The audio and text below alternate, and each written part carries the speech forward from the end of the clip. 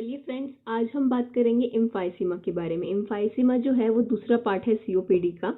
तो एम्फाइसीमा का मतलब क्या होता है? एम्फाइसीमा का मतलब होता है हाइपर इन्फ्लेशन या ओवर डिस्टेंशन ऑफ एल्वेलाई। होता क्या है, जो हमारी एल्वेलाई है उनका हाइपर इन्फ्लेशन या ओवर डिस्टेंशन होता है क्योंकि जो हमारे एयरवेज हैं उनका ऑब्स्ट्रक्शन हो जाता है। तब it is emphysema by definition is hyper inflation और over distension of alveoli of lungs due to obstruction of airways. Emphysema जो है ज़रूरी नहीं है कि सिर्फ ऑब्स्ट्रक्शन ऑफ एयरवेज के कारण ही हो, इसका एक कोज और हो सकता है। It can occur due to loss of elasticity of alveoli, जो कि ज़्यादातर ओल्डर एज में देखा जाता है। फिर बात करते हैं इसकी इटियोलॉजी की। Aetiology same as chronic bronchitis, जो कि स्मोक, डस्ट, फ्यूम्स, पॉल्यूटेंट्स, और दूसरा भी सेम है, जेनेटिक एंड हेरिडिटी फैक्टर्स, जिसके अंदर अपना अल्फा-1 एंटीट्रिप्सिन की डेफिशिएंसी आती थी, जो कि हमने इससे पहले वाली वीडियो में पढ़ा था।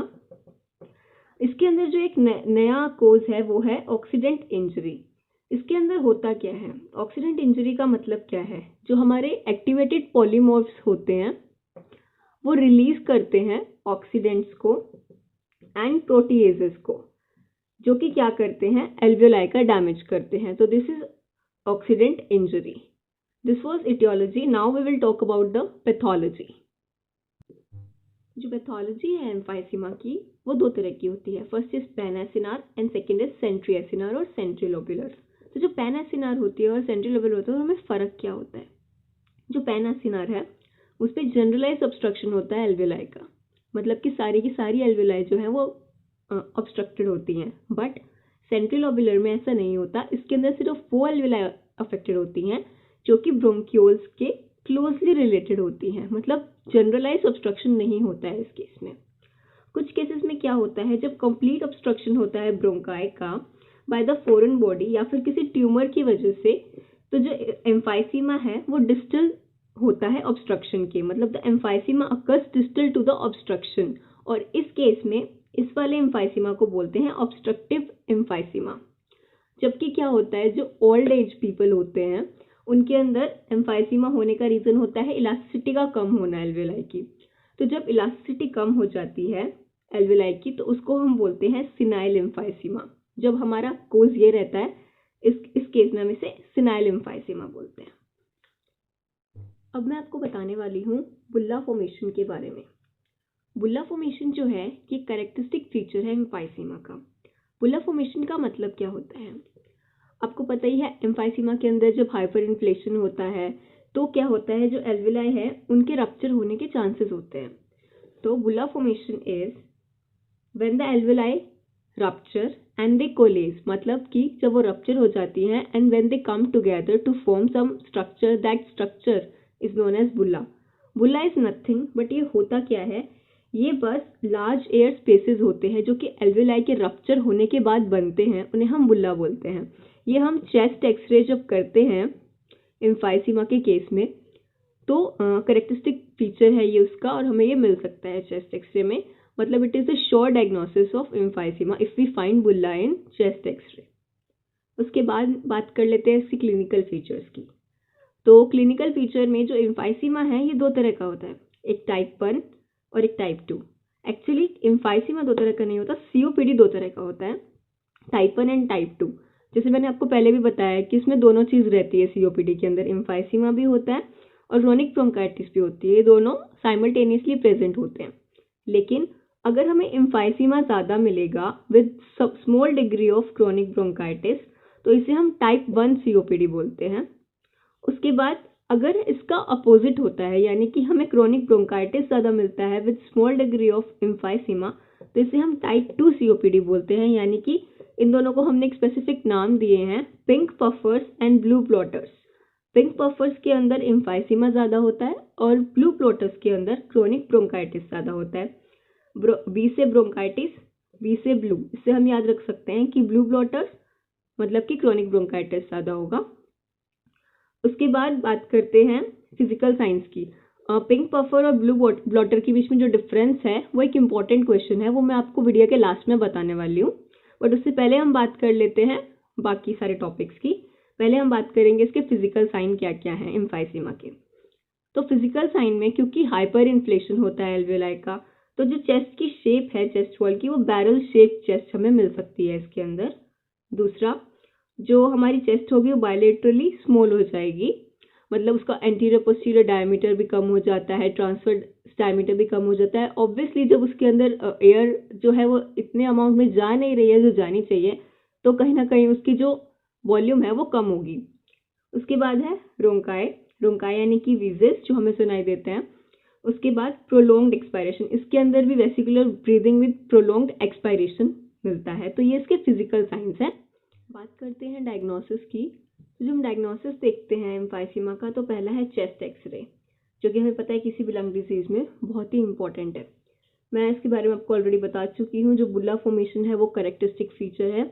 अगर बुला फॉर्मेशन मिलता है इसका मतलब एम्फाइसीमा श्योर है। इसके अंदर इंक्रीज ट्रांसलूसेंसी भी मिल सकती है हमें चेस्ट एक्सरे में। जो डायफ्राम जो होती है हमारी वो लो मतलब नीचे और फ्लैट हो जाती है कुछ इस तरह से। उसके बाद इसके अंदर हमें प्रोमिनेंट ब्रोंकोवेस्कुलर मार्किंग्स भी मिल सकती हैं। और बात करते हैं हमारा पल्मोनरी फंक्शन टेस्ट जो होता है, उसके अंदर जैसे हमने लास्ट वीडियो में भी बात की थी, FEV1 अपॉन VC का रेशो और PEF, ये सभी इसके अंदर रिड्यूस हो जाते हैं।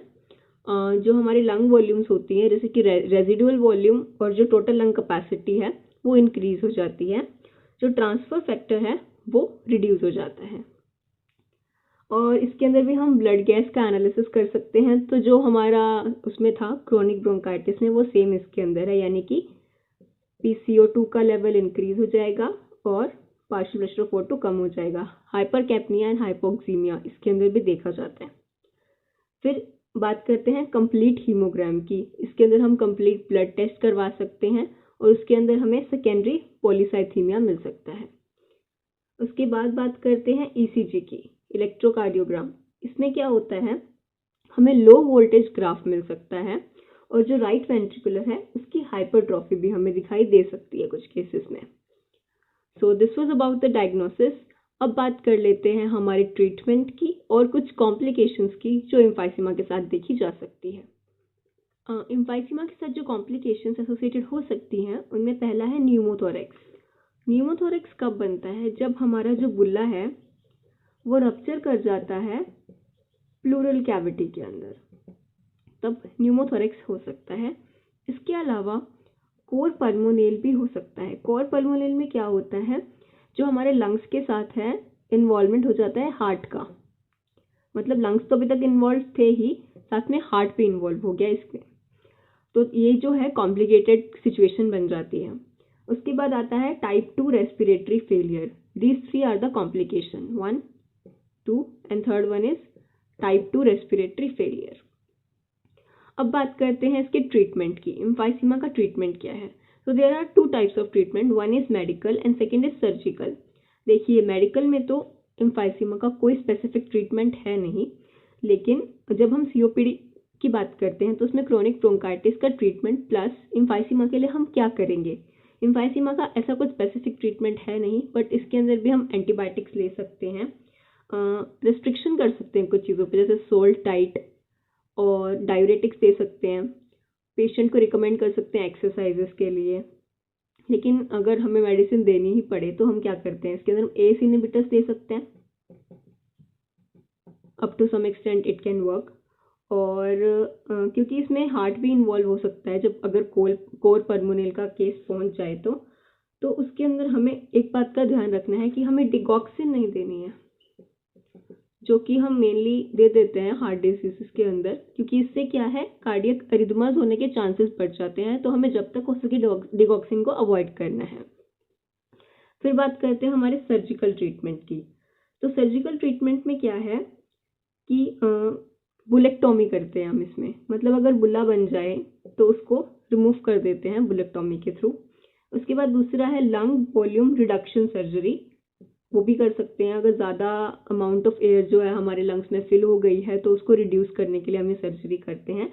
और तीसरा है रिडक्शन न्यूमोप्लास्टी, ये भी अगर न्यूमोथोरेक्स हो जाए तो हम ये कर सकते हैं सर्जिकल ट्रीटमेंट, लेकिन ये सब एडवांस केसेस में होता है। पहले हम ट्राई करते हैं कि मेडिसिन से ही काम हो जाए, तो first of all will give the medical treatment, then we will go for the surgical treatment. So this was about COPD. But मैंने आपसे बोला था कि मैं आपको वीडियो के एंड में बताऊंगी टाइप 1 और टाइप 2 COPD के बीच में डिफरेंस, यानी कि पिंक पफर्स एंड ब्लू ब्लॉटर्स के बीच में क्या डिफरेंस होता है. तो चलिए बात कर लेते हैं उसके बारे में. What is the difference between pink puffers and blue bloaters? This is the very important question asked from this chapter. तो सबसे पहले इसके अंदर क्या देखते हैं, एज. जो पिंक पफर्स होते हैं वो लेट एल्डरली एज में होते हैं, जबकि जो ब्लू ब्लॉटर्स होते हैं वो अर्ली एल्डरली एज में होते हैं, यानी कि इसमें 60+ और इसमें 50+ का आता है. उसके बाद फिर डिस्निया और कफ की बात करते हैं. दोनों ही प्रेजेंट होंगे ऑब्वियसली दोनों केसेस में, लेकिन डिस्निया जो है इसके अंदर सीवियर दिखाई देता है पिंक पफर्स में, और ब्लू ब्लॉटर्स में इट्स माइल्ड. जो हमारा पिंक पफर्स होता है उसके अंदर डिस्निया पहले होता है और कफ बाद में होता है, लेकिन ब्लू ब्लॉटर्स के अंदर कफ पहले होता है और डिस्निया बाद में होता है. फिर बात करते हैं स्पूटम की. स्पूटम कैसा होगा? तो टाइप 1 COPD का जो स्पूटम होता है वो म्यूकोइड होता है और टाइप 2 का पुरुलेंट होता है. फिर बात करते हैं फिजिकल साइंस की. इसके अंदर जो चेस्ट है वो एक्सटेंडेड होगी, लेकिन उसके अंदर कोई भी साइन दिखाई नहीं देगा, जबकि टाइप 2 के अंदर वीजेस और क्रैकलिंग साउंड्स भी दिखेंगी, सुनेंगी. फिर है इन्फेक्शन. इन्फेक्शन जो है it is less frequent in type 1 but it is more frequent in type 2. फिर बात करते हैं चेस्ट एक्सरे की. क्योंकि पिंक पफर में एम्फाइसीमा जो होता है वो प्रीडोमिनेंट होता है, तो इसके अंदर हमें जो साइंस ऑफ एम्फाइसीमा है यानी कि बुल्ला फॉर्मेशन वो दिखाई देगा चेस्ट एक्सरे में, जबकि टाइप 2 के अंदर ब्रोंकोवेस्कुलर मार्किंग्स जो है वो प्रोमिनेंट होंगी. फिर अब आती है बात सेकेंडरी पॉलीसाइथीमिया की. जो सेकेंडरी पॉलीसाइथीमिया है वो टाइप 1 में अनकॉमन और टाइप 1 में कॉमनली प्रेजेंट होता है. इन सब के अलावा भी कुछ और हैं जो मैं आपको बताना चाहूँगी, जैसे कि डिफ्यूजन कैपेसिटी. जो डिफ्यूजन कैपेसिटी होती है वो इस केस में डिक्रीज हो जाती है टाइप 1 में, लेकिन टाइप 2 में इंक्रीज मिलती है हमें डिफ्यूजन कैपेसिटी. इसके बाद बात करते हैं हाइपोक्सीमिया एंड हाइपरकैप्निया की. तो जो हाइपरकैप्निया और हाइपोक्सीमिया होता है वो हमें पता है कि दोनों में ही प्रेजेंट होता है, बट उनका जो डिग्री है वो वेरी करता है. जैसे कि जो हाइपोक्सीमिया है वो इस केस के अंदर माइल्ड होगा, इसमें मॉडरेट टू सीवियर रहता है. और जो हाइपरकैप्निया है वो इस केस में एब्सेंट या माइल्ड होगा, और इस केस में प्रेजेंट होता है और ज़्यादा होता है. ये थे हमारे difference between pink puffer and blue bloaters. So this was all about COPD. Thank you.